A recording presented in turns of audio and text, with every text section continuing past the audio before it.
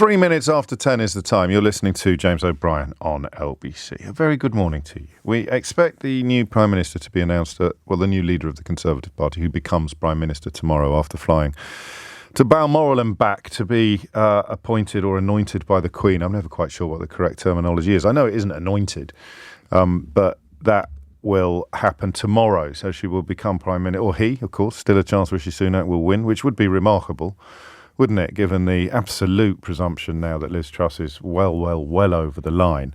That happens at about 12:30 today, or actually probably not even about. It should be bang on, which means you get one of those lovely little preambles featuring our inimitable political editor Theo Usherwood, with me playing the role of Boy Wonder to his Batman. And that will be happening probably from about 15:15, possibly even sooner. It's a big day. It might be the fourth Conservative MP in 3 years. In 66 years, 4 in 6. The previous 3 toppled essentially by Boris Johnson. David Cameron, undone by Boris Johnson and his decision to support Brexit. Theresa May, undone by Boris Johnson and his pretending that her deal could somehow be improved upon. And then Boris Johnson, undone by Boris Johnson. Will Liz Truss be undone by Boris? Will it be 4 for 4? Will 4 Conservative Prime Ministers, including Boris Johnson, be essentially removed from office by Boris Johnson? It's a question for the ages, isn't it? So we'll get stuck into that a little later. It is highly likely that the 4 great offices of state will contain not a single white man.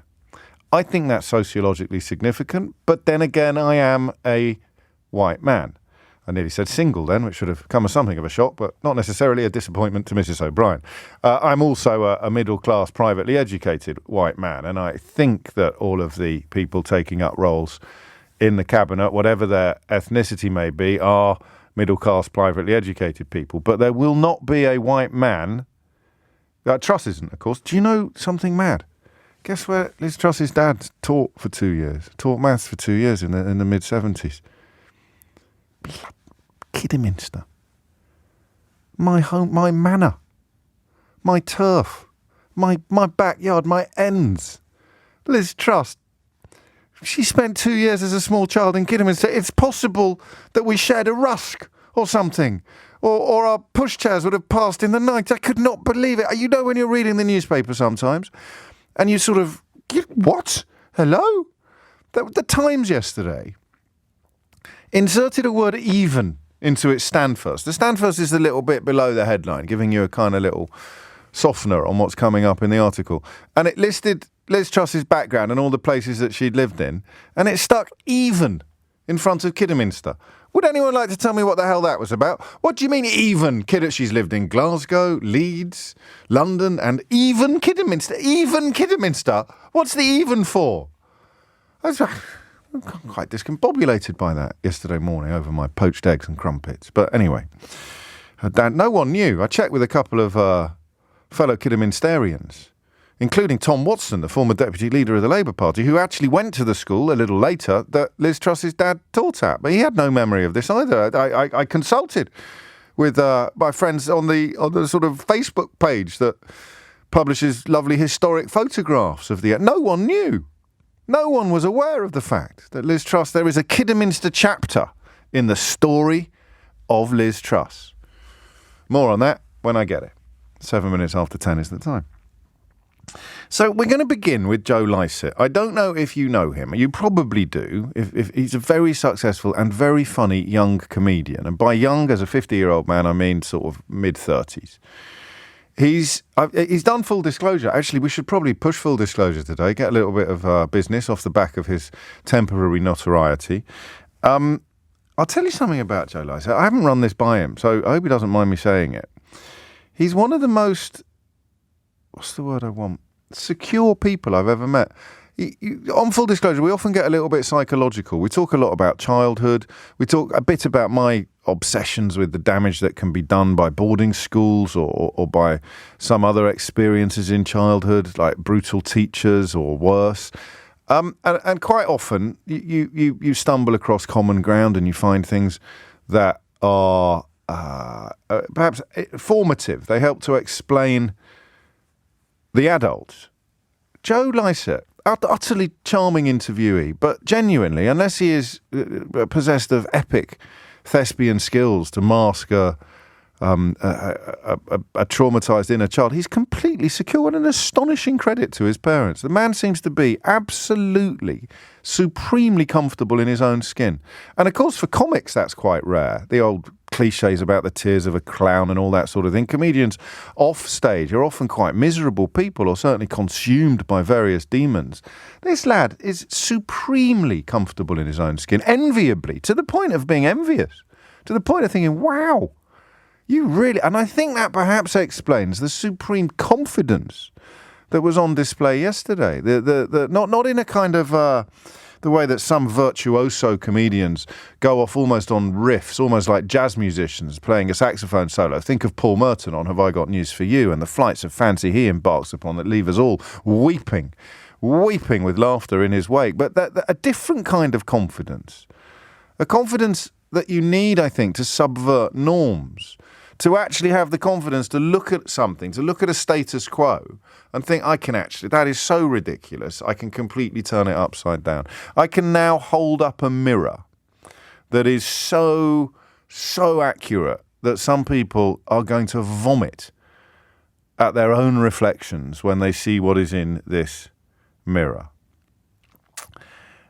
And that's what happened on the telly yesterday. So the new BBC One politics show replacing Andrew Marr, who is now, of course, of this parish, which frees him up to actually have interesting opinions about events like what happened on the new BBC One politics Sunday morning show yesterday. It's presented by Laura Kuenssberg, the former political editor. If you succeeded in that system, I haven't spoken to Andrew about this, but I'm sure he will feel liberated in many ways compared to some colleagues. But even if you've left the BBC, but you succeeded in that ecosystem, it's very, very hard to take the sort of criticism that Joe Lycett implicitly doled out yesterday. It's very, very hard because imagine that you rose to prominence in a system and then people started pointing out how rotten the system was.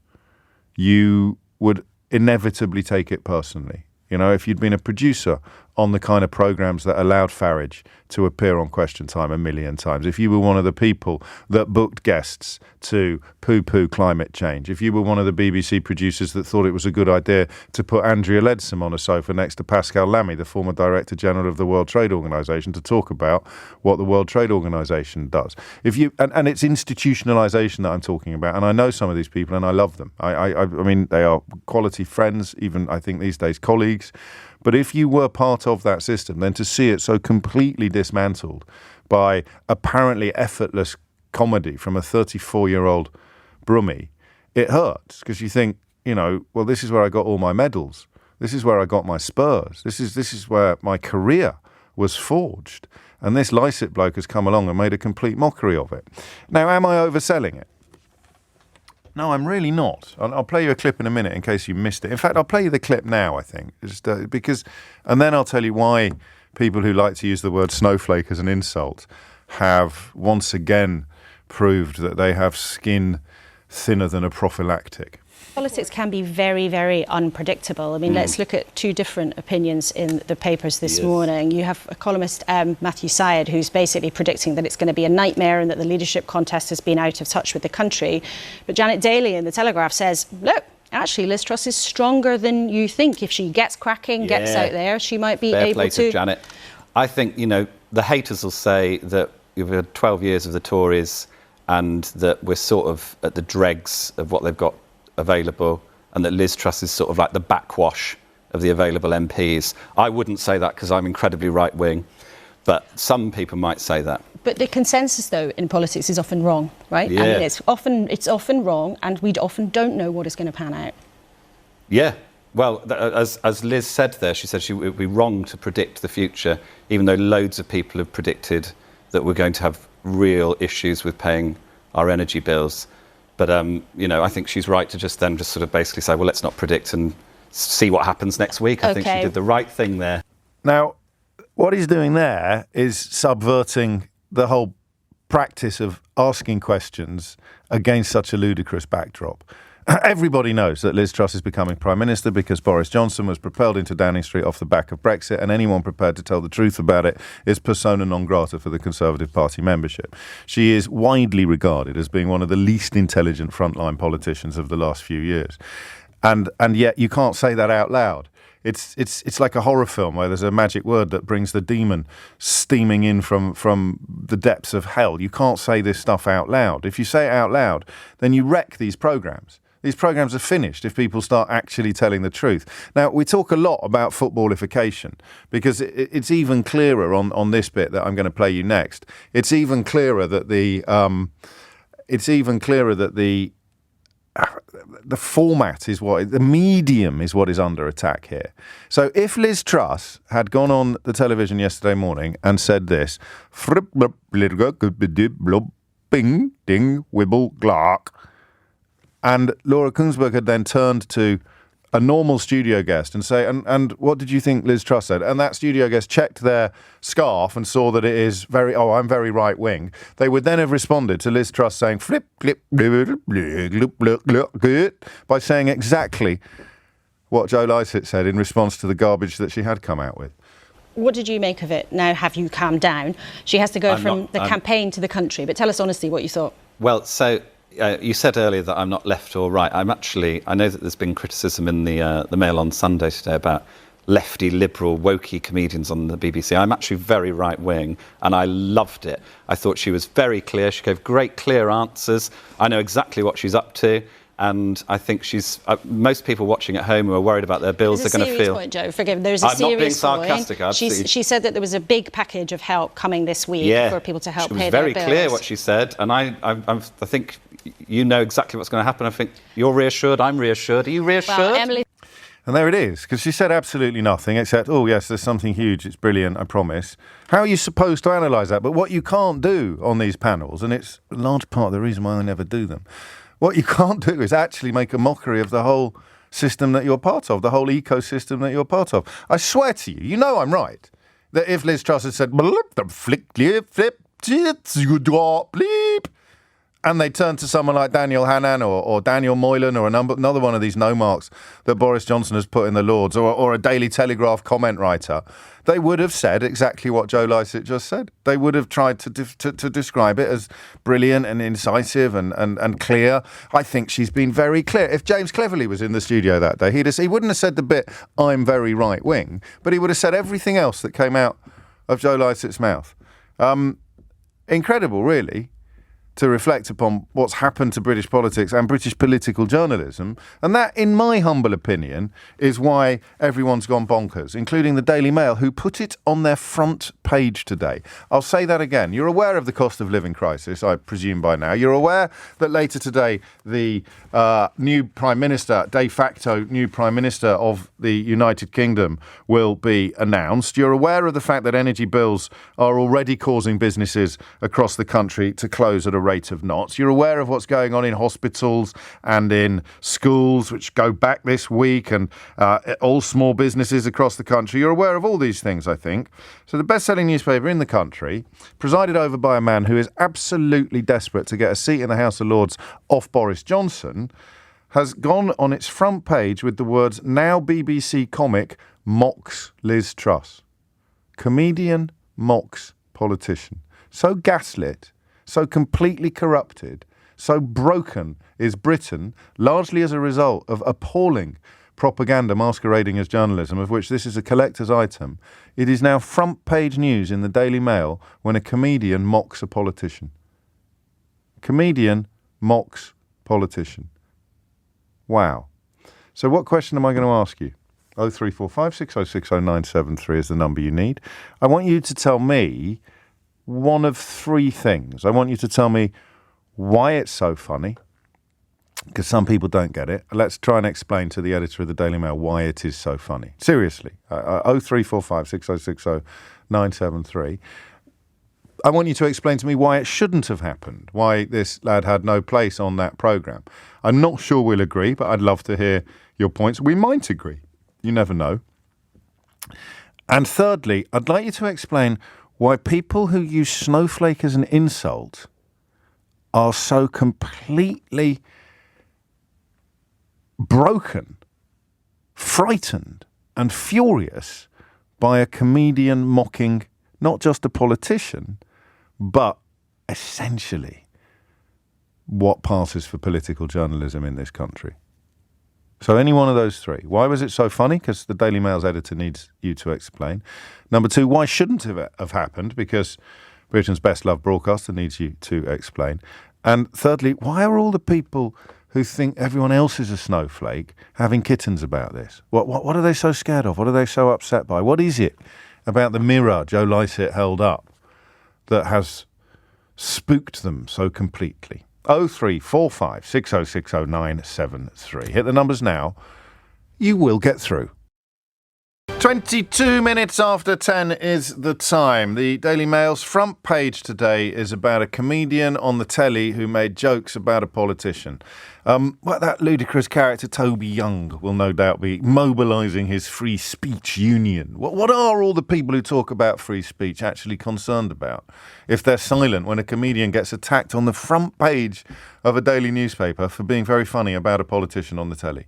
What are these people so cross about? What has this lad done, Joe Lycett, that has almost prompted an allergic reaction in people that like to pretend they're the champions of free speech while everybody else is a snowflake? And then, of course, the question of whether or not you can help the editor of the Daily Mail understand why it was funny. Or indeed, you can help me understand why it shouldn't have happened. 23 minutes after 10 is the time. Liz is in Cricklade. Liz, what would you like to say? Hi, James. Hello. Well, I think it's brilliant, and it's actually I really support this, holding a mirror up. And it's more important than people realise. I mean, it's all more important than some of the people laughing their heads off realise, actually. Yeah, I mean, it's like me going on that programme, dressed as Nigel Farage, with my bottle of gin, and saying, yeah, send them all home. Because everybody knows that I'm a lefty liberal, or not everyone, but a lot of people know that I'm a lefty liberal. But it would be the same as in, oh my God, she sounds like Nigel, she looks like Nigel, but we know she isn't, and that's why it causes a schism. And you wouldn't actually have said, you wouldn't have said or done anything that he wouldn't have done. That's the beauty of it, in that every single thing he said, apart from the I'm very right-wing qualifier, is exactly what a Daily Telegraph comment writer or James Cleverly or some other talking head from that wing of British politics would have said. It took me a while to pin down precisely what they were so upset about, but it's pretty obvious when you think about it. He was so plausible. He was so completely plausible. It's so simple, James. If I was Prime Minister, I would be giving Joe Lycett a peerage today. I mean, he's brilliant. So, I'm going to his show. That's it. He's got me. And that's why I think so many journalists, or some journalists, got a little bit upset about it as well, or certainly some BBC people, past and present, because it's the whole system. It's the whole system that's under the microscope here. And the system is a system where Liz Truss could have gone... I mean, look, tell me why I'm wrong. Liz Truss could have gone on that programme and made a succession of fart noises. And they'd turn to James Cleverly or some bloke from the Telegraph and say, what did you think of Liz Truss's speech? And they would say more or less exactly what Joe Lycett said. That's why, listen, feel free to tell me to wind my neck in. That's why I think it's really quite important. I don't know whether he'll be asked back on the programme again. It'll be interesting to see. But that's satire at its most subversive best. That is what satire is supposed to do. It is supposed to make the ridiculousness of reality absolutely unignorable. And if you are on the Daily Mail, your job is, of course, to keep persuading people that reality isn't reality. And that's why it was so hurtful to them. I think. Ashley's in Tavistock. Ashley, what would you like to say?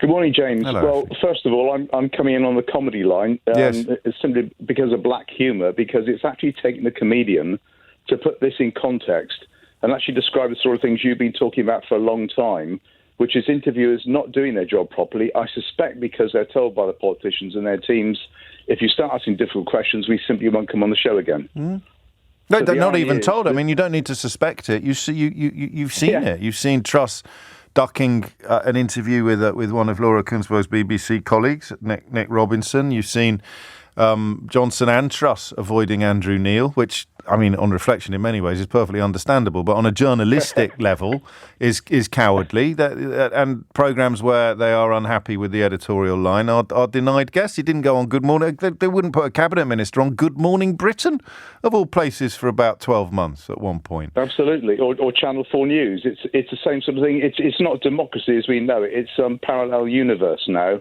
where people are just corrupted. They don't understand democracy. We seem to be going down, dare I say, an American route where there's just, fake news is put out, and even if you mention facts, you're denied and told, where did you get that from? It's rubbish. I mean, I'll tell you, I'm mid-60s, I'm white, reasonably well off, so I probably should read the Telegraph or possibly the Daily Mail.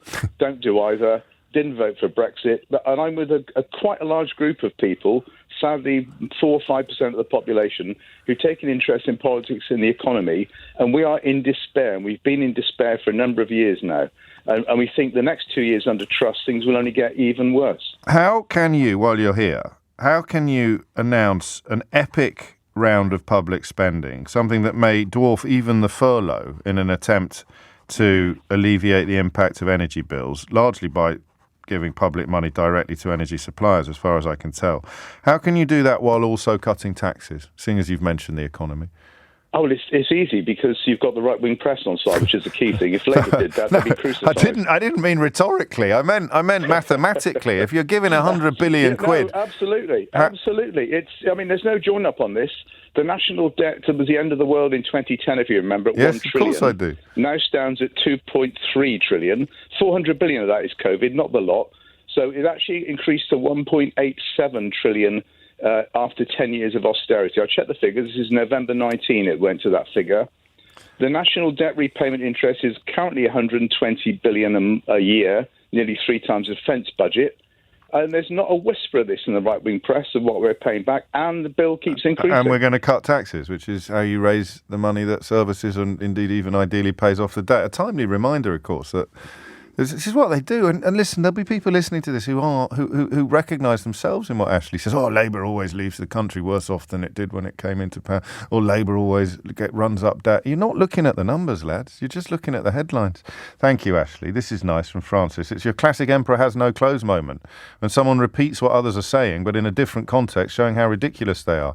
Reflecting back at people is incredibly powerful. So why, for the benefit of the Daily Mail's editor, and editor-in-chief, actually, the fellow who's after a peerage off Boris Johnson. Imagine looking at who Boris Johnson has put in the House of Lords, looking at Zach Goldsmith, Lord of Lost Elections, looking at Daniel Moylan, Lord of being wrong about everything, looking at Daniel Hannan, second Lord of being wrong about everything, looking at Claire Fox. Anyone else off the top of your head? David Frost. Who on earth would want any of that?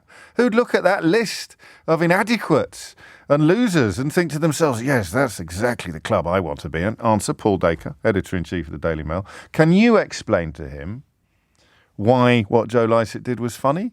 Because these poor fellows, these little snowflakes, they can't see the joke. 0345s. And there's nothing worse, is there, than being in a room where everybody's laughing and you're the one who just can't understand what everybody's laughing at. So seriously, come at it cold and explain to the editor of the Daily Mail why what Joe Lycett did on the BBC yesterday morning was so funny. Why is everybody else laughing their heads off? And they're just standing there turning pink. Or purple even. 0345 6060 973. Dominic Ellis is here now with your headlines. 10:34 is the time. So, we try and pin down what it is that largely racists are doing when they try to subvert the meaning of the word woke. Woke means alive to prejudice. It means aware of discrimination. It means clear-eyed and unfooled, if you like, by nonsense. But what racists have tried to do lately is redefine woke as hypersensitive to criticism, or they'll take offence at everything. So I noticed that Adil Ray has just wondered online whether or not the Daily Mail is woke now. Is this woke? So you've got here, the BBC was accused of anti-Tory bias again last night after a comedian mocked Liz Truss on its Top Politics show. This on the front page, now BBC comic mocks Liz Truss. Now, whatever your definition of woke may be, if you've chosen to pursue one that is not the real definition of the word. So you're one of the people who likes to say on Twitter that you're anti-woke or something like that. And by that, you obviously don't mean, Well, maybe you do, but you're never going to admit that you mean you're anti-consciousness or you're anti-awareness, you're anti-decency and fairness. So you've come up with your own meaning of the word woke, right? If Ricky Gervais does a joke and someone complains, they're woke, aren't they? So how is this not woke? How is the Daily Mail not the wokest organ of wokeness in the history of woke organs this morning? Because they're furious about a comedian mocking a politician on the telly. That's what all... what are you going to get if you book a comedian except comedy? So has the Daily Mail gone woke, or am I missing something here? Is woke different depending on who's actually getting offended? If so-called anti-woke people get offended by a joke, then the joke is the problem. But if so-called woke people get offended by a joke, then the woke is the problem, not the joke. There's almost a little ditty here unfolding, isn't there? The woke... If somebody woke is offended by a joke, the problem is completely and utterly with the woke. But if somebody anti-woke is offended by a joke, then I think you'll find that the problem's the joke, said a bloke. Can't really use toke in this context, can I? That would be completely inappropriate. It is 36 minutes after 10. You are listening to James. What else rhymes with bloke, joke, woke, coke? I think I better stop this line of rhyming now. Why was it funny? 0345 6060 973. Why do some people struggle to see the joke? And try and join me in making it perhaps a little bit more important than some people realise. I haven't quite conveyed to you yet the full importance of the subversion of the entire model, whereby a politician can go on a programme, say nothing, talk gibberish, and everybody else in the studio will behave as if it's Plato's Symposium, including people from the other side of the fence. A Labour politician or a Labour pundit wouldn't have done what Joe Lycett did, because he's a comedian, he's not a politician or a pundit. It's as if, and because they need to be asked back. So they can't say your entire game, your entire system is a joke. But it is, isn't it?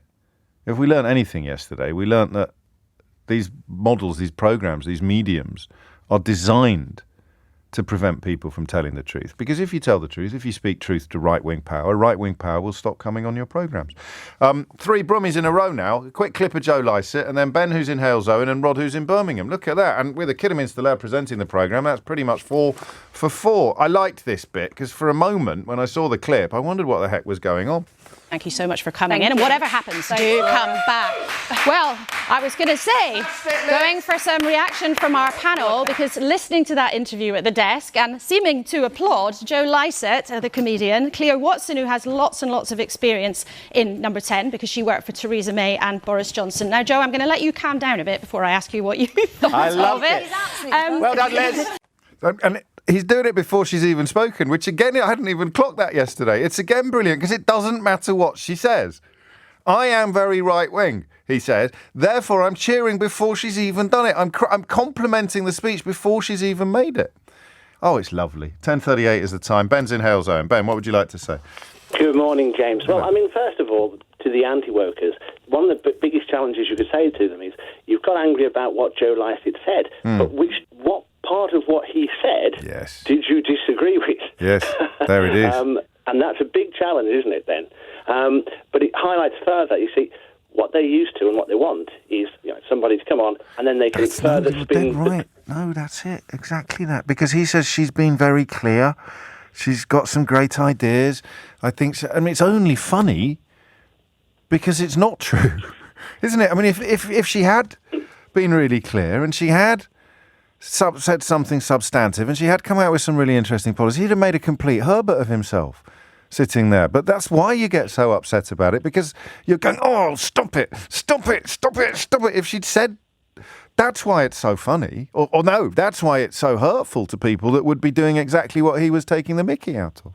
I think it's why it was effective. It's a one-off tactic, by the way. I think that should be stressed. Yeah. It can't be repeated. And he's a comedian, not the leader of the opposition.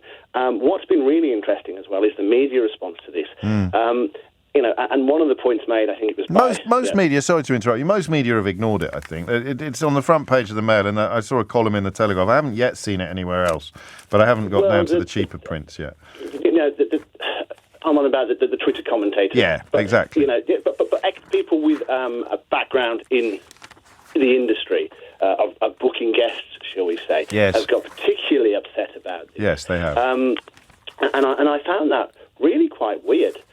Because this just wouldn't have been a story. If you'd have had Frankie Boyle on, Yes. he'd have done his usual the Tories. Yes. Right, that would have suited everybody. That's what they expected. And of course, the pro-Tory voices can just say you're biased. And this is ultimately why it works as well. Because what happens after one of these interviews is the person who's anti-Tory goes, well, that was rubbish, blah, blah, blah, blah. And then it allows somebody else to defend what's been said, to spin, to muddy the waters somewhat, to even fill in, some of the gaps with their own ideas, and it works like that. But of course, what happened here? No, there we go. That's what was said. So we'll just hold it. He broke the model. He broke the model. I can help you a bit with the question of why people who, so we say, flourished in that environment, some of whom are brilliant journalists and good people, are so upset by it. It's pretty straightforward.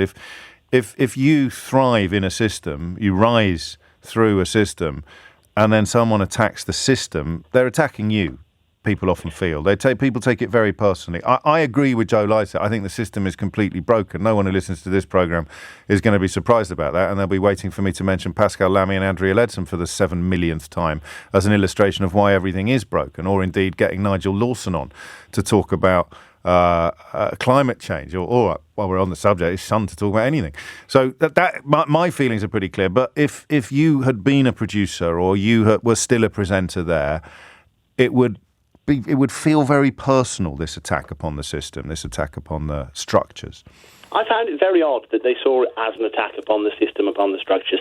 What was interesting, I think Laura Kuenssberg is a phenomenal broadcaster. I think she finds the balance very well. She's not an opinion person. Her job is sometimes to report what politicians say. But it did throw her, and I thought that was really interesting. She was like, well, be serious now. Well, you booked a comedian. It didn't throw me at all. I don't necessarily share your opinions on what you said previously, but I respect them. It didn't throw me at all because it's an attack upon. Hang on a minute, you're not allowed to do. It's a bit like, you'll know his name. What's the name of the fella at rugby school who picked up the ball and ran with it? William Webb Ellis. There you go. I knew you'd know that, Ben. It's a bit like William Webb Ellis picking up the ball and running with it, and everyone, and she's standing there with a whistle, not knowing what the hell to do because he's just completely subverted the rules of the game, and it's the only game they know. And the beauty of it is, as you've highlighted, everything he said could have come out of the mouth of James Cleverly or some Spectator Telegraph goon who wouldn't even be engaging brain before engaging mouth. He'd just come out with it, and that's what he skewered so beautifully. But it was so brilliant, James, because I used to watch The Last Leg and used to think it was brilliant. Yeah. I found it unwatchable in recent weeks. Okay. Because it's that vicious, and it's just that herder Tories. I think they've actually gone from satire to bullying at times. And to see somebody come on and actually do something different and clever, yes, it's a one-off, it can't be repeated, but I thought that was really effective. And once again, it made me feel confident in the way in which we go about, satirising the government. You can't have it both ways, can you? You can't have your confidence enhanced, but also in the same breath say this can only happen once. Because but there's some innovation, right? As opposed to just nasty. Oh, she's thick. Frankie Boyle on The Last Leg. What do you think Boris Johnson will do next? And he goes, I hope he'll die. That's meant to be one of Britain's top comedians. That's not a comedic answer. That's just rubbish. And it gets the sharp intake of breath type laughter rather than the actual funny bone type laughter. I like your analysis of comedy and current affairs broadcasting, largely because I don't agree with all of it, but I agree with some of it, and the bits that I don't necessarily agree with are probably me being a bit behind the curve and thinking, you can't say that, they're brilliant, you can't criticise them, it's not bullying. But there's a huge difference between pointing at someone you disagree with politically and shouting abuse, which Ben probably rightly describes as bullying, and it does work, it can work in a comedic environment, or doing something far subtler, which is not pointing at someone you disagree with politically, but holding up a massive mirror and making them look in it. What do the rest of us see when Joe Lycett holds up that mirror? We see what the people he's holding it up to see. We don't see ourselves. We see, in this case, the Tory commentator in the mirror. And you could name probably 30. You'd probably struggle to name 5 people from the left of British politics that are routinely appearing in these sort of contexts that aren't politicians. You could name 30 right-wing commentators right now off the top of your head? People from the Telegraph, people from the Mail, people from the Spectator, people from the Sun, some people from the Times, people from these weird new TV stations they keep starting because the newspapers aren't biased enough, people from think tanks, people from weird organisations that they've set up because they can't get a proper job. I mean, everywhere. You can name hundreds of them. One of them, a particularly ridiculous figure called Tim Montgomery, was trying to attack Sangeeta Maiska on Twitter over the weekend. Who's he? He describes himself on Twitter as a senior contributor to GBBs. Imagine having a life so utterly devoid of achievement and success that you're boasting on social media about being a senior contributor to GBBs. What the hell is a junior contributor to GBBs? What would that look like? The mind actually boggles. And these people who cut their teeth working for absolute disasters like Ian Duncan Smith are somehow invited onto these programmes to comment. That's who was in the Mirror that Joe Lycett held up yesterday. An absolute balloon like Tim Montgomery. Oh, and here he is now to comment on the state of the conceit service. Why? Who is he? He set up a website for Lord Ashcroft. He worked for Ian Duncan Smith as Chief of Staff. And yet there he is, a senior contributor to GBBs. He'll be invited onto the BBC to comment on Liz Truss's speech. And he will sound almost exactly like this. What did you make of it? Now, have you calmed down?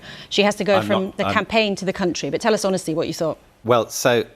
you said earlier that I'm not left or right. I know that there's been criticism in the Mail on Sunday today about lefty, liberal, wokey comedians on the BBC. I'm actually very right-wing. Just to be clear, this is Joe Lycett, not Tim Montgomery. Clear. She gave great, clear answers. I know exactly what she's up to. And I think she's... most people watching at home who are worried about their bills are going to feel... Point, Joe. Forgive me. There's a serious point. I'm not being sarcastic. Absolutely. She said that there was a big package of help coming this week for people to help pay their bills. She was very clear what she said. And I think you know exactly what's going to happen. I think you're reassured. I'm reassured. Are you reassured? Well, Emily... Could have been any one of them. Seriously, any single one of them, whether it is someone in the Conservative Party or one of their client journalists blowing their little whistles and waving their little flags, regardless of what comes out of the politician's mouth, I'm here to tell you how brilliant it is. I'm a senior contributor on GBBs.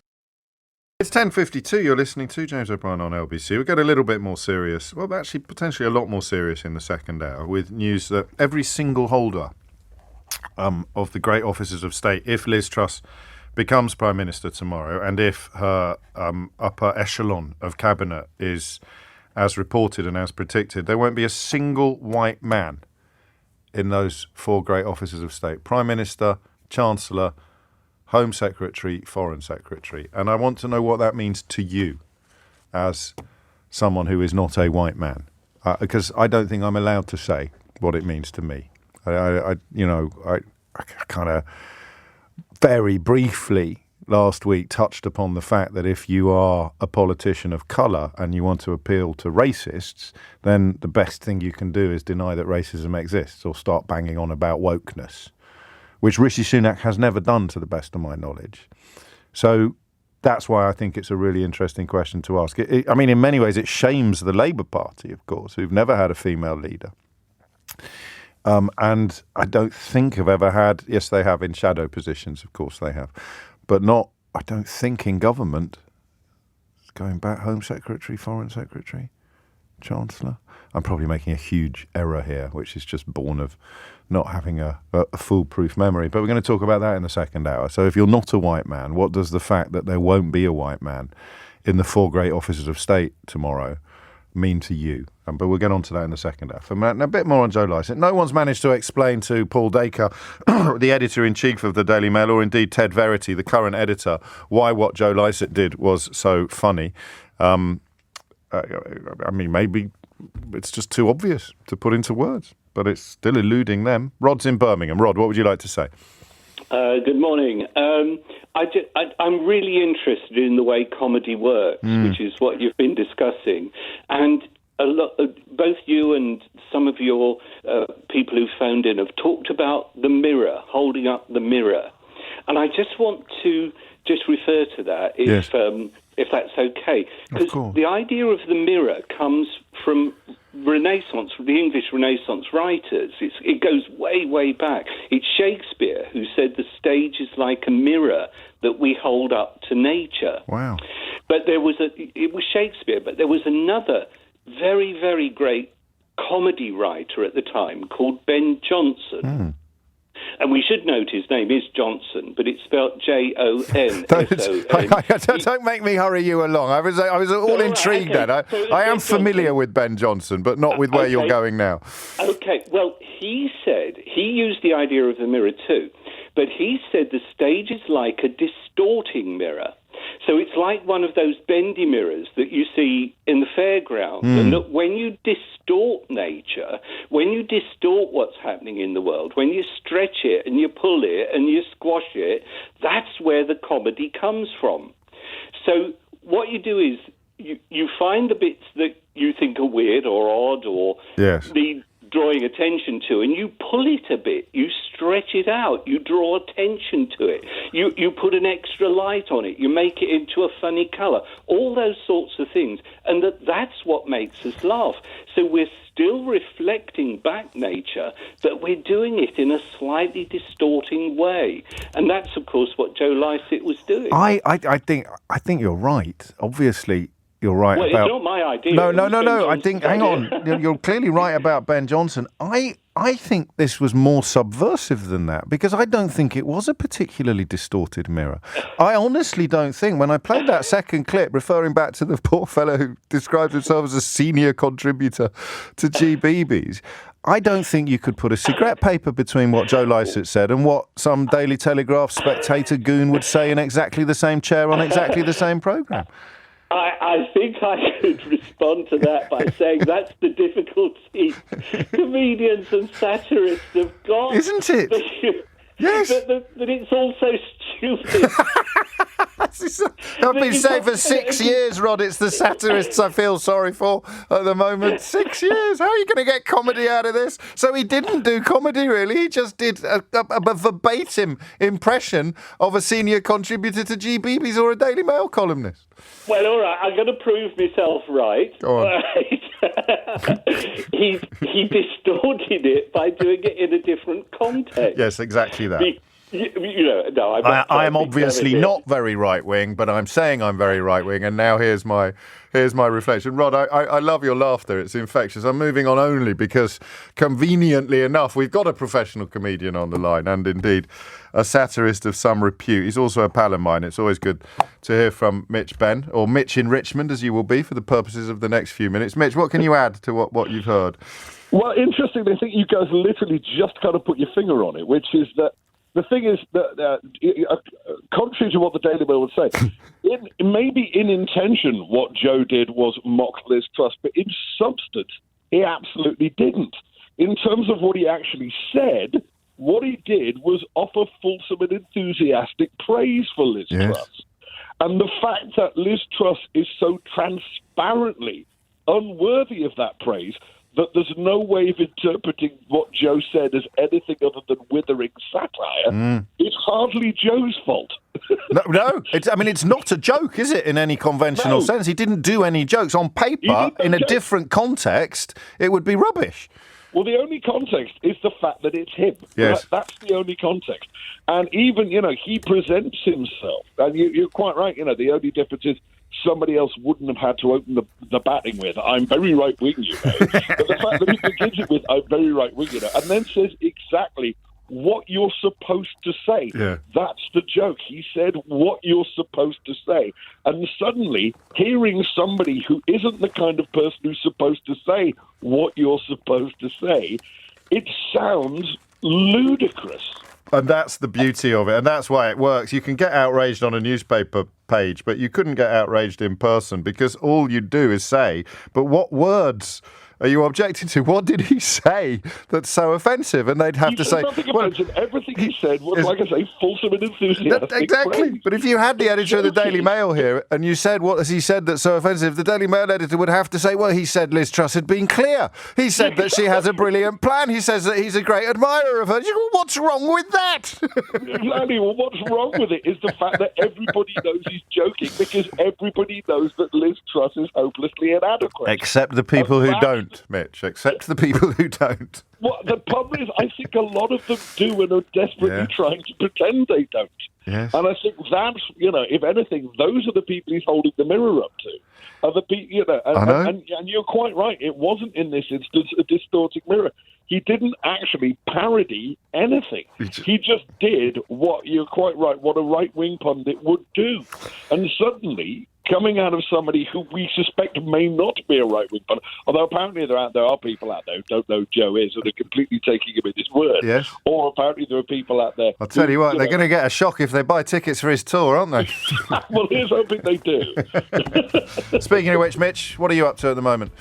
About to go and tour myself, mate. Thank you for asking. Well, you're very welcome. Thanks to MitchBenn.com. MitchBenn.com to find out more. A genius performer, Mitch Benn, as well. One of those comedians who merges comedy and music in ways that reach parts other comedy cannot reach. And Maria's online to make his point for him. Hi, James. My mum and dad completely believed that Joe Lycett was right-wing. I put them straight, but the fact that they thought what he was saying was completely normal for these programmes tells you all you need to know. And Maria adds, thank you for what you do. Thank you, Maria. Thank you for what you say. And that's the point. That's why some people are so cross about this, because it's exactly what you would expect to hear on these sort of programmes, except it was also hilarious. 4 minutes after 11 is the time. A change of pace now as we await the announcement of the new Conservative leader, which, of course, is the next Prime Minister. Fourth in 6 years. 9 post-war prime ministers mid-term, only 7 by general election. It's amazing that when you think about how we fondly imagine our democracy to deliver. It doesn't really. And that applies, of course, to both parties. Gordon Brown never won a general election, but he got to be prime minister. That's astonishing. That's change of prime minister. That wouldn't include an incumbent who won an election, would it? So hang on. Churchill, Major, Douglas Hume,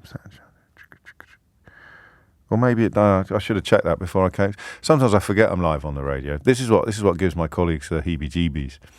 It's all very well forgetting you're live on the radio, James, and coming across as all very natural and conversational and human. But what if you libel someone or swear by accident? Never sworn on the radio. First time for everything, of course. Don't think I've ever done a libel either. But still, anyway, I should have checked that before. So 9, it must include premierships rather than, or have there been 60? No, maybe. Anyway, I'll work it out and share that fascinating nugget of information with you when I'm actually fully clear about what it is. So now's an interesting one. I'm never entirely sure what identity politics is, but I think loosely speaking, it's the idea that your ethnicity or something about you, your sexuality or your sex, really matters to your political identity. I think the best way to understand identity politics is to switch the two words around and talk about political identity. And I've never really understood why it's a bad thing. It seems to me to be inevitable that your experiences will inform your opinions and your ideals, and that people who've had the same experiences, usually a rather large majority of them, will arrive at the same position. Not immediately, not always, but I mean, a lot of people during the rise of the suffragettes, there were plenty of women who insisted they didn't want the vote. I'm never quite sure how many, but change, as we know, can be difficult and slow.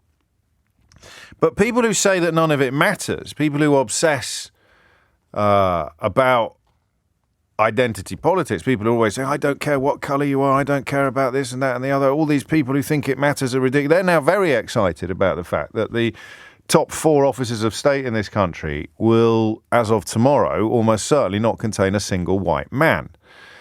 I like the idea of the people one occasionally encounters. I think they're usually fans of a writer called Jordan Peterson, who feel that white men are actually the most discriminated against constituency in the Western world at the moment. That they are an absolutely fascinating subculture, which I no longer find as funny as I used to do, because they now have their own terrorist wing as well. Incels is another description of the kind of people we're talking about. White men who think that they are somehow victims of an unfair system or that they are discriminated against. You see it a lot. Even the beloved John Cleese, who was such a glorious guest on Full Disclosure a couple of weeks ago, made a comment to the to the effect that because he was an old white man, he wouldn't get a certain type of job. And I couldn't help thinking that the whiteness had nothing to do with it in that context, but the oldness probably did.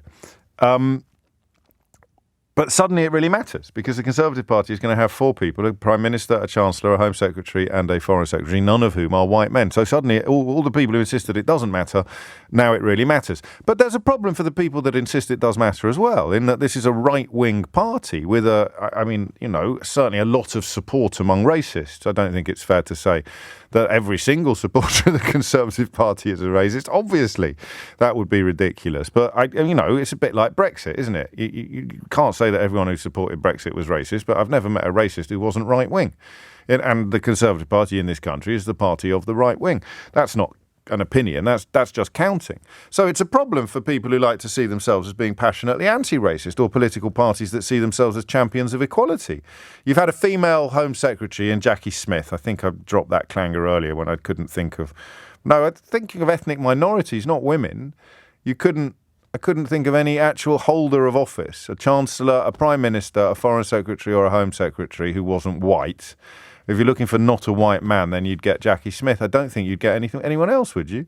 And I think that's embarrassing for the Labour Party. I think that's probably quite shaming for the Labour Party. If I was right-wing, of course, I'd claim that they're just the best candidates for the job. And obviously there weren't any women or people of colour who were qualified to rise up the greasy pole. And there we come to a slight problem with the idea of Suella Braverman, James Cleverly.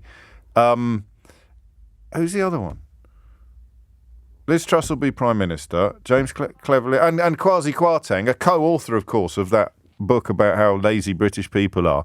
I don't know that anyone's going to argue that they are the best qualified people for the jobs that they've got. But equally, I don't think you could call it positive discrimination either. So I just find it really interesting, and I think it's important to have this conversation, because it should be embarrassing for almost everybody, this phenomenon, given that the Labour Party is supposed to be the party of equality, and yet the Conservative Party is going to have the 4 highest offices of state occupied by people, none of whom are a white man. So if you're not a white man, what does this mean to you? That is my honest question, whether you're left-wing, right-wing or no wing at all, but you're not a white man. So the only white man for the first half of this conversation that is allowed to contribute in any way to this radio programme is me. And I suppose Keith will be contributing technologically, but not verbally. He's like Silent Bob. We might start calling him Silent Keith. So no white men. What does it actually mean to you? We did this when Barack Obama became president of America. I was still in short trousers behind the microphone. I don't think my voice had broken, but I remember being so moved by what some of you told me that day about what it meant, and it meant that your children could look at the most powerful man in the world and think that we can actually... I mean, in fact, of all the shows, I'm often asked this question, of all the shows that changed the way I look at the world and made me a little bit more conscious of prejudice and what it would be like to be born into a different body, that was probably the most powerful for me and the most memorable. It never really occurred to me that seeing a black president elected in America could change the whole outlook on the world of a young 12-year-old British boy growing up in London. And it was the mums that were explaining it to me. And I'd never quite grasped that. I wasn't woke enough, actually, speaking as someone who uses the word in its original and intended meaning rather than as a pejorative for people who should theoretically be celebrating the fact that Kwasi Kwarteng, Suella Braverman and Liz Truss, I keep forgetting I can't get all 4 in a row. It's only Monday. Normally it's Thursday or Friday by the time I'm tired. So where am I? Because Kwasi Kwarteng, Liz Truss, Suella Braverman. I've forgotten the other one now. This is... Oh, James Cleverly. Good Lord, that we should forget James Cleverly. God, if only. So 12 minutes after 11 is the time. What does it mean to you as someone who is not a white man? 0345 6060 973 is the number to call. New Prime Minister announced at 12:30. Her cabinet, been reported, Tim Shipman in the Sunday Times normally gets this stuff right, and he's provided a fairly comprehensive account of who is going to be doing what and when. But I am a white man. Not only am I a white man, I'm a middle-class, privately educated white man. I'm precisely the sort of person that you would expect to occupy the highest offices of state in the United Kingdom. You know, at public school, middle class, white skin, all of that. That is, you know, Prime Minister, Chancellor of the Exchequer, Foreign Secretary, Home Secretary. What was Barbara Castle? Wasn't she work and pensions? I shouldn't do this on air, should I? My sort of A-level revision. So I don't know what it means to you, and I want to know what it means. A Conservative government is going to have the 4 highest offices of state occupied by people who are not white men. Is this significant? 0345 6060 973. And I think the best way into the question of whether or not it is significant is the question of what it actually means to you, and crucially, why. Okay? Here are the numbers now, you will get through. I would add my own 2 penneth on this, which is not a comment on what it means to me, because I am a white man, but I have learned a lesson over the last 2 years, since that so-called Sewell report came out that was commissioned by the Conservative Party and miraculously found that there was no such thing as systemic racism in the United Kingdom, something which every person of colour, except the 3 that are going to be in Liz Truss's cabinet, would reject. And that seemed to me to be a really interesting moment in British politics. It's why Kemi Badenoch did very well in the early days of the Conservative leadership candidate. If you, as a person of colour, deny that racial discrimination exists, you're going to do okay in that party. If you subscribe to a school of thought that says we don't need to help these people, look at me, I've done great, I'm Foreign Secretary or I'm Chancellor, you don't need, I mean, don't ask where I went to school or anything like that. You don't need any changes to the status quo. The status quo is absolutely brilliant. If you're going to say that as a person of colour, then I think that you can thrive in right-wing politics. Do you want to know something funny? Speaking of thriving in right-wing politics, Tim Farron used to do the candidate. You remember Tim Farron, the former leader of the Liberal Democrats? He used to do the sort of candidate training in the Lib Dems when Liz Truss was trying to get ahead as a Liberal Democrat politician. And he remembers saying, although he can't remember whether she was at this seminar or not, but he used to have a little line around about 2 years before she left the party, or 2 years before she joined the Tories, rather. She might have left the next day. He used to say at these seminars, these training seminars for potential Liberal Democrat politicians, he used to say now would be a really good time to join the Tories because they're in such disarray moving forward that you could really rise up the ladder at the moment in a party like that. And he can't remember whether Liz Truss was at any of these seminars or not, but he was certainly saying it on a regular basis. And 2 years later, there she was on the Conservative candidates list. It's 11:15. You're not a white man. What does the news that there won't be any white man in the upper echelons of the British cabinet mean to you? It's 18 after 11. You're listening to James O'Brien on LBC. No white men in the 4 great offices of state. As someone who is not a white man, what does that mean to you? 0345 6060 973.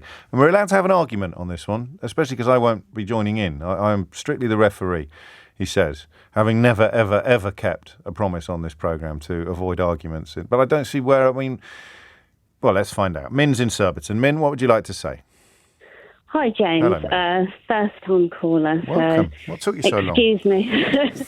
Well, I just had to call in today because I couldn't resist. I've heard this a few times actually about how as a non-white man we should be sort of happy looking at the Conservative cabinet and how it should be aspirational. But for me, it sort of comes down to the fact that we should also be looking at a diversity of opinion, which I don't see reflected in the people of colour who are in the cabinet now and who are touted to be in the cabinet going forward.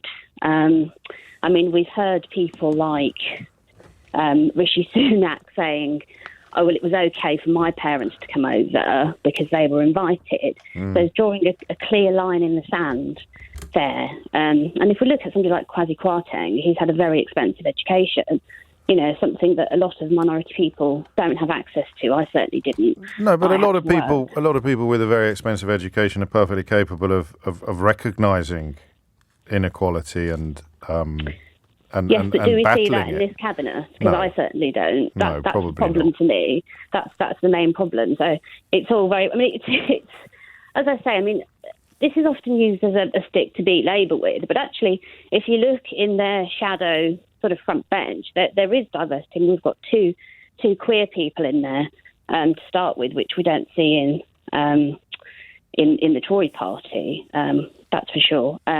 Also, I'm a queer woman myself, so that's also a thing that's important to me. I don't want to take the conversation off on a tangent. No, it's not. It's not a tangent. I hadn't actually thought of that. I'm trying to think who the second one is, but now's not the time. There's Peter Kyle and Peter Kyle, Wes Streeting. Yes, Wes Streeting. That's it. I take your point, but it is at the very least a bit embarrassing. Look at Chancellor of the Exchequer now. It would go Sajid Javid, Rishi Sunak, Nadeem Zahawi, Kwasi Kwarteng. That's 4 ethnic minority men in a row.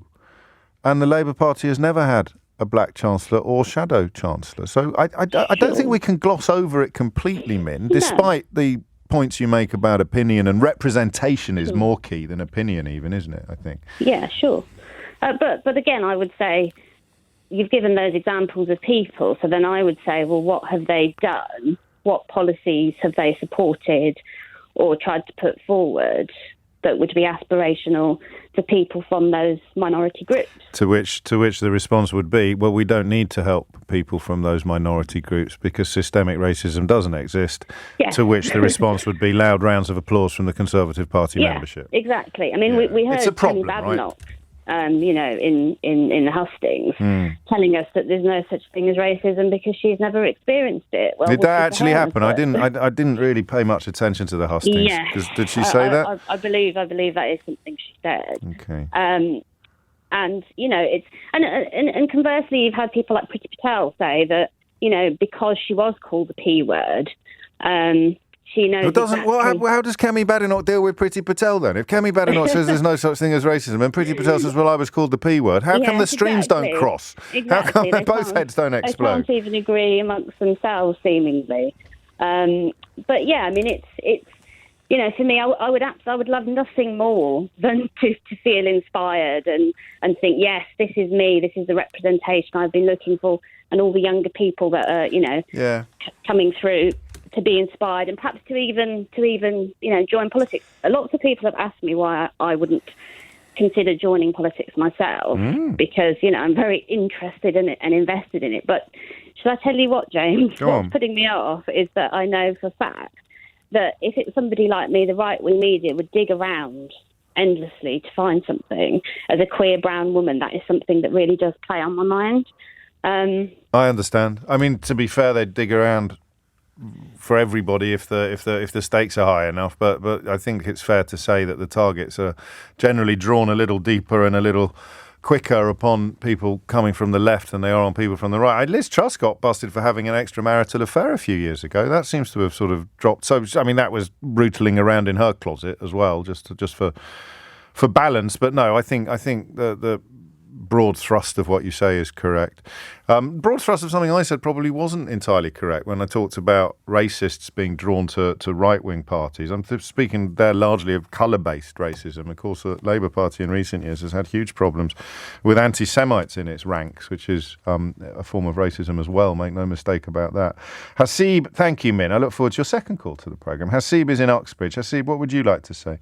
Yes. First of all, really, really good to talk to you. So, I've been like looking into this Conservative Party now with a string of ministers of colour, really, and part of me agrees that this is obviously me as being a brown person, I don't really see that many role models in politics, or especially the politics that I would like to subscribe to. Yeah, and it makes me happy that now there's people of Indian heritage and African heritage taking up high positions in the government. But I don't want my children to aspire to those people if I do end up having kids, that is, in the future. I wouldn't want to have to do anything with their politics at all, and they are not a good representation of my race or colour or any person of colour, to be honest, because all these policies that come out, they're ridiculous. It doesn't make sense. The party's moved so far to the right. There's no way that I want myself or anyone from my community to actually listen to those people. So they don't speak for anyone except the Conservative voters and the Conservative members, and they speak directly to them using words that they really like hearing. Absolutely, and it's like, James, it's Uncle Tom's log cabin, yeah. You know, and I know that's a fairly swingeing insult to people. It's a fairly, hefty accusation that you make. I just want to be clear you're aware of that. I am, but Priti Patel is no way, I'm embarrassed of the fact that she's of an Indian heritage. Like, the things that come off her mouth, her dad being from Uganda, it just doesn't make sense to me. And, how can you want kids or younger people to aspire to politicians like that? It's just absolutely beyond me, especially being a person of colour. Surely, though, and her dad, I don't know whether you knew this, ran as a UKIP candidate at one point, so goodness, that's probably the only reasonable response there, has he? But surely a world in which no brown person or black person has ever been in one of the highest offices of state is worse than the world that we live in some sense, in some way. I agree with you, to be honest. No, I've been thinking a lot about it, and I thought the same about Rishi Sunak as well. As much as I don't, obviously, agree with his politics, but I think that it would have been a huge thing, like a really, really big thing, to have the Prime Minister of Britain to be a person of colour. And I know he would have come from the Conservative Party, and that's an entirely separate issue on its own. But I think all of me wants to agree with you, James, but it infuriates me that the Tory Party has all these politicians of colour who completely speak against us. What difference does it make to your life to have these people there? It's just a sort of a low-level representation, even though they only represent your ethnicity. They don't represent anything else about you.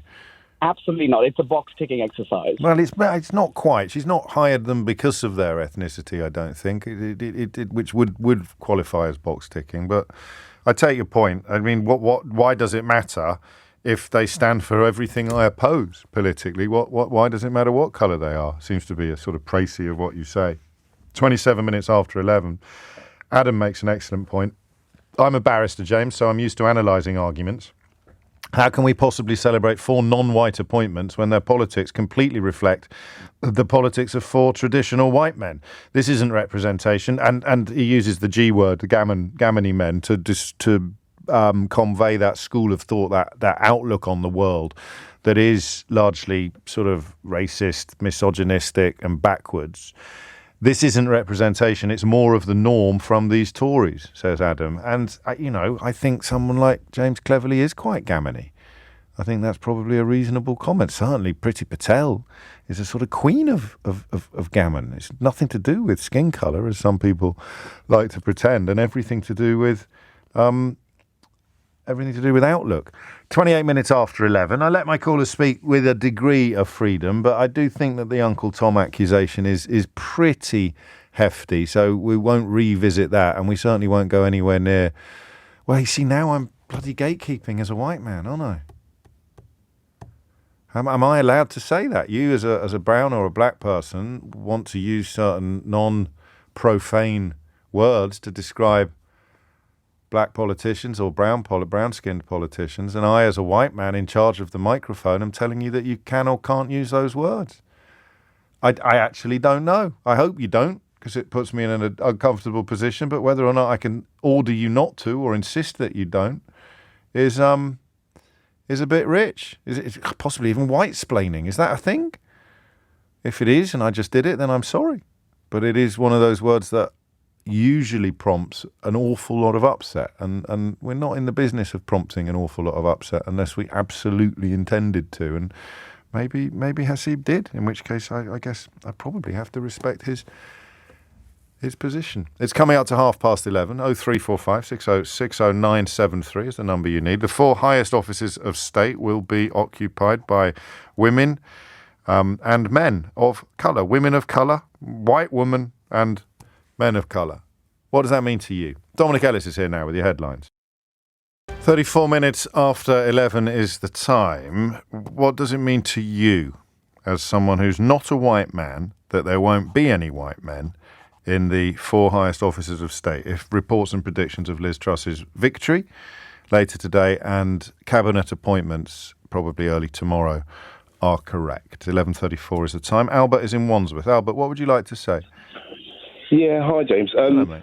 as a man of a black African heritage, I think there's, if you bear with me, I think there's like two analogies here. I think one of them is like slow motion crime reporting. So a lot of the time when you get a crime being reported and you're hearing it on the radio and it's really terrible, I think a lot of black people are just, as a story's been reporting, oh God, I really hope it's not a black person.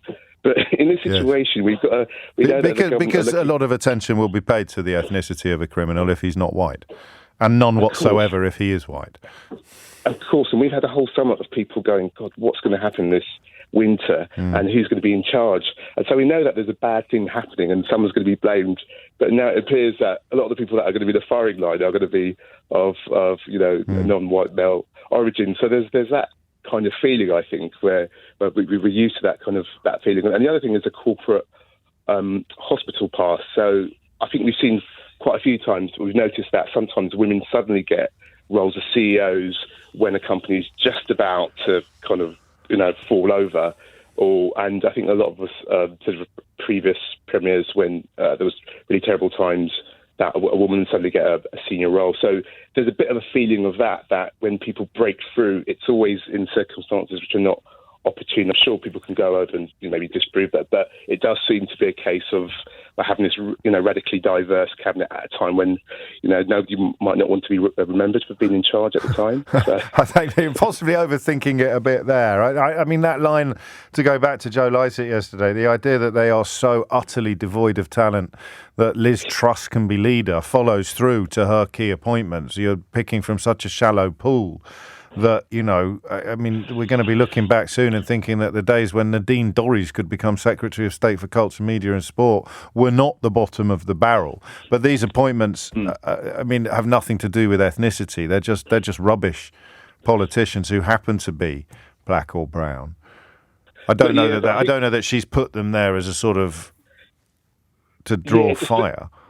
It's just one of those things when, because it's so rare, the reason why it's a story is because it's so rare that people who are outside that demographic get into these roles, that there's a kind of feeling that wouldn't it be great, actually, if it was as part of a progressive government who had ideas that people could get behind, who seem to be in touch and be talking about the things that people are worried about, which hasn't really happened in the last few weeks. So these are my concerns, and I think some of these concerns are particular to my ethnicity, although a lot of them are going to be as much to do with class as colour.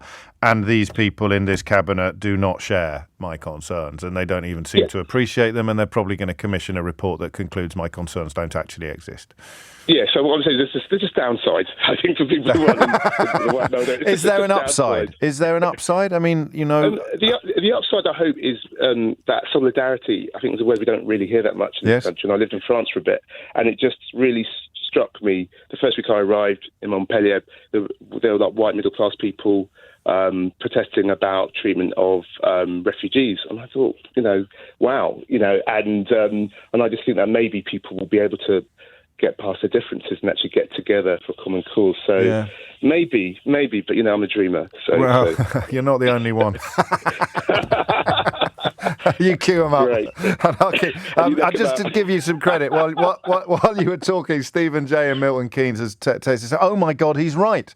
As soon as there is an attack anywhere, I just know that if the person is black, then that's going to be made a big deal of. Just like the lads missing the penalties during the Euros. I instantly knew that racists would have a field day. So, I mean, it's not even an opinion that you express, it's just counting. But I love the idea of Stephen listening to you speak, Albert, and feeling that penny drop for the first time. Ahmed is in Wandsworth. Ahmed, what would you like to say? Well, thanks for having me on, James. You're very welcome. I think really it's an interesting topic we're discussing, and I'm going to take a bit of a weird stance on this. I mean, I'm a person of colour. I'm going to argue that I don't necessarily care what colour or what gender our politicians are who are elected to office, as long as they represent our collective interests. So theoretically, if we all imagine them as a bunch of faceless suits, if they're working in our interests, that's fine. Hypothetically, it was put to me, well, what if we had a cabinet full of white men? Would I have an issue with it? Possibly feel a bit uncomfortable, yes. But if we saw that they were acting in the interests of all ethnic minorities, women, people with disabilities, any other person who perhaps feels a bit left out of society as a whole, then it could work. But obviously we know in the real world it's not going to happen. But I got schooled on this a while ago by a caller called Emma, because at some point I, as a white man, a privileged white man, have to actually step aside. I maybe not me, maybe not now, but at some point that monopoly of white men in positions of power can only be broken by white men giving up positions of power to invite other people in. So I completely understand your point, which is, if you are representing my interests, I don't care what colour you are or what sex you are. But when we introduce the word power into the conversation more as an achievement than as a lever, more as a reward that society bestows upon certain people, as opposed to how you're using it, which is as a tool with which to effect social change, I think as an equal member of this society, you should feel that you have equal access to positions of power. And as long as everyone in them looks different from you, I wonder whether you can have that feeling of equal access, that faith. No, you're absolutely right. And I'm not advocating for a cabinet made up of all white men. No, I know you're not. But if it was a cabinet made up of all white men that delivered your dream manifesto, you would be pretty chuffed with it. Yeah, I would, but I think we've got to be realistic, as in human nature is that we usually look out for our own, whether it's intentionally or just subconsciously, and it's inevitable that I guess the interests of those people that don't look like those white men potentially would be forgotten not very long after. So really, it's about having, I guess, a cabinet that represents our country. And I think we need to be realistic. There are a lot of people who say we need far more, I guess, colour in our cabinet. But we should also be realistic in terms of the proportions with which those colours make up our society. And I'm saying that as a non-white person myself. I understand. But we mustn't forget the interests of I guess, the majority of people in this country who, at the end of the day, are still white English people. Mm-hmm. But we're all English. Well, I mean, if we're in England, we are. I like your argument. I think you're right. You do introduce some helpful nuance. The plus side. Is there any plus side to it? To the current appointments? To the expected appointments? Personally, I don't see so. I think potentially it's just a way of filling a quota. Because, again, I'll judge these politicians based on their policies. Right, so who do they represent? They represent exclusively the dwindling band of elderly Brexit-voting Conservative Party members that Liz Truss needed to woo in order to become Prime Minister. Who do they appeal to beyond that deluded cohort of people still pretending that Brexit was a good idea or that Britain doesn't have some serious structural problems in need of urgent remedy? And therefore it doesn't matter whether they're black, brown, white, purple or green with yellow spots, the ideology trumps everything. Exactly. And so, I mean, I'd love to be proven wrong and see that hopefully this incoming government serves an agenda that is to the benefit of everyone in this country, not just the small number of people that they're trying to woo within their own party. But that's something I guess we'll just have to wait and see for. And indeed we will. And we begin that process of waiting and seeing in about 45 minutes or just over, when we expect the new leader of the Conservative Party to be announced by the chairman of the 1922 committee. Sam's in Bromley. Sam, what would you like to say? Oh, hi. Yeah, Hello, I was listening to your conversation, James, and I was saying to your researchers that my son and I, so we're from a background of, my parents are from Ghana. And so when he heard the name Kwasi Kwarteng, he immediately identified that was a Ghanaian name. But he said, "Oh, Mum, is he white?" And I said, "No, he's from Ghana." But he just couldn't believe that the man was Ghanaian because of how he sounded. So we had this really... As in the words that were coming out of his mouth? Yes, his tone. And so I was saying I was explaining to him why did he feel that way. And what I was saying to your researcher is I think that not every black person comes from a position of struggle or discrimination. Sure. And it's fine to have privilege and to use that. But I think why people don't identify, and I'm just thinking of my own family with my children, why they don't identify with these politicians is because they don't represent the people that come from these types of backgrounds. Lots of minorities have had struggle. Lots of minorities have had discrimination. And while it's fine to say, look, I haven't personally had that. However, I understand that some of these things exist. But when you start denying those things or, maligning people that might speak out against it, then you don't represent those people. So my son, who's 14, couldn't look at Kwesi Kwarteng and think, oh, actually, one day maybe I could be like him in the way that maybe an American might look at Obama and say... Not even a tiny bit. Not even, like, if it's the first... I mean, he isn't going to be the first Chancellor of colour. He's going to be the fourth ethnic minority Chancellor in a row. But if there'd never been a black Chancellor, then regardless of party, is there no subliminal message to your boy that being black is not an obstacle to being Chancellor of the Exchequer? Absolutely not. No? And I'll tell you why, James. Please, yes. Because I think he will be the first black Chancellor. And actually, I was thinking about this yesterday. Yeah. It's amazing for a black person because actually sometimes Asians get to positions where black people don't, particularly black males. But who does Kwesi represent? Who does he speak to? A young black boy like my son who works hard, who doesn't do the wrong thing, doesn't look at Kwesi and think, oh, maybe I can one day be like him, because the things that Kwesi is saying is maligning a child like my son. The policies that he's going to be putting in place is not something that's going to support my family or help us to grow as a family so that maybe one day my son can be in that position. And I think those are the things that's really important. I think your previous caller said it before, if a black person does something, my mum's always saying, oh my God, thank God it wasn't a black person, because you feel like the whole community is tarred in a way that if a white person commits something, white people aren't tarred in that same way. No, I mean, the internet is full of footage of crimes being committed by black people as if that's evidence of some sort of genetic predisposition. And the massive majority of crimes in this country will be, of course, committed by white people, because the massive majority of people... But that's not what's presented. No, I know it's not. Presented. But, and the problem is,